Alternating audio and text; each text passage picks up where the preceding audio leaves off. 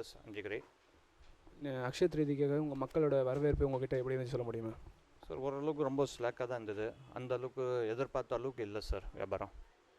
கடந்த ஆண்டை விட இந்த ஆண்டு உங்களோட சேல்ஸ் அதிகமாக இருக்குன்னு நினைக்கிறீங்களா? இல்லை சார், கொஞ்சம் கம்மியாக தான் ஆகிட்டுருக்கு. மக்களோட வரவேற்பு எதனால் குறைஞ்சிருக்கும் நீங்கள் நம்புறீங்க? இதுக்கு தேர்தல் ஆணையம் ஏதாவது பொறுப்பாக இருக்குன்னு நீங்கள் நினைக்கிறீங்களா? கண்டிப்பாக 100% ஒரு தேர்தல் கண்டிப்பாக இருக்கும். எதுனா மக்கள் வந்து கேஷ் கேரி பண்ண முடியாது. ஸோ அதோட ஒன் ஆஃப் த ரீசன் கூட இருக்கலாம். அண்ட் செகண்ட் ரீசன் என்ன நினைக்கிறேன்னா, ரேட் வந்து ரொம்ப ஹை ஆகிட்டுருக்கு.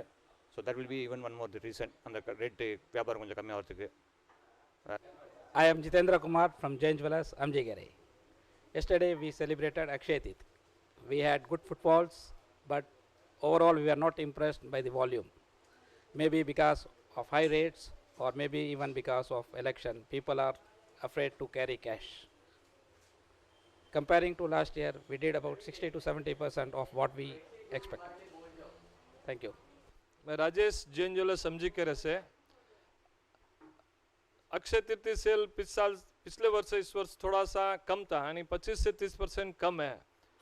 फिर भी हमारा जैन ज्वेलर्स से ऑफर था, यानी 1 ग्राम सोने के साथ में 1 ग्राम चांदी कॉइन्स फ्री था, और पर सवरन के साथ में हमने ग्राम 50 रुपीज़ डिस्काउंट भी रखा था. उसके बावजूद भी सेल्स पिछले साल से इस साल बहुत कम है.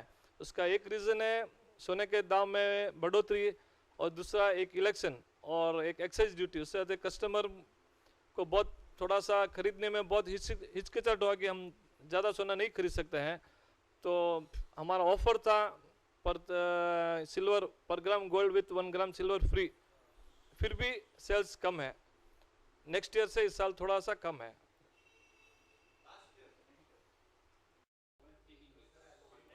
मेरा नाम मानकचंद जैन ज्वेलर्स से बोल रहा हूँ मैं. इस बार जो अक्षय तृतीया गई है बहुत धीमे गई है. एक बात तो इसका क्या है, कारण क्या है कि सोने के भाव एकाएक बढ़ गए, लोगों की जेब पे बहुत भारी पड़ रहा है सोना.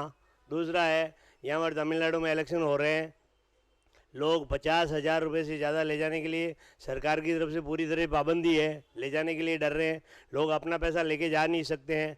तो अब 50,000 में सोना आएगा कितना और क्या खरीदेंगे? लोगों के मन में आस है कि सोना खरीदना चाहिए, सोना अच्छा इन्वेस्टमेंट के लिए अच्छा है, लेकिन खरीद नहीं सकते हैं. और दूसरा है, अब दुकानदार भी है, गवर्नमेंट ने एक्साइज ड्यूटी लगा दी 1%, और वो ड्यूटी में इतने सारे कंडीशन लगा दिए है कि आदमी सांस भी नहीं ले सकता है. अब कहाँ से व्यापार होगा? ये मोदी गवर्नमेंट के लिए हमने बहुत उम्मीदों के साथ इसको गद्दी पे बिठाया था, लेकिन ये गद्दी पर नहीं, इसको तो गधे पर बिठाया हुआ लगता है. अब इसके बारे में तो क्या है, सरकार को सोचना चाहिए. मोदी जी जो पहले ये बोल रहे थे, जब कांग्रेस गवर्नमेंट लेके आई थी तो बहुत ज़ोर ज़ोर से हर बात के लिए कांग्रेस का विरोध करते थे. अब वो और उसी नक्शे कदम पर चल रहे हैं मोदी जी हर बात पे. अरे जब पाकिस्तान का मसला हो, सोने का मसला हो, नौकरी का मसला हो, किसी में हो, आंख मींच करके जनता के समर्थन में बोलते थे. लेकिन अब तो बिल्कुल एकदम ऑपोजिट में जा रहे हैं. अब इनमें कांग्रेस में और मोदी की सरकार में तो बिल्कुल ही रत्ती भर भी फर्क नज़र नहीं आ रहा है. अब क्या करें?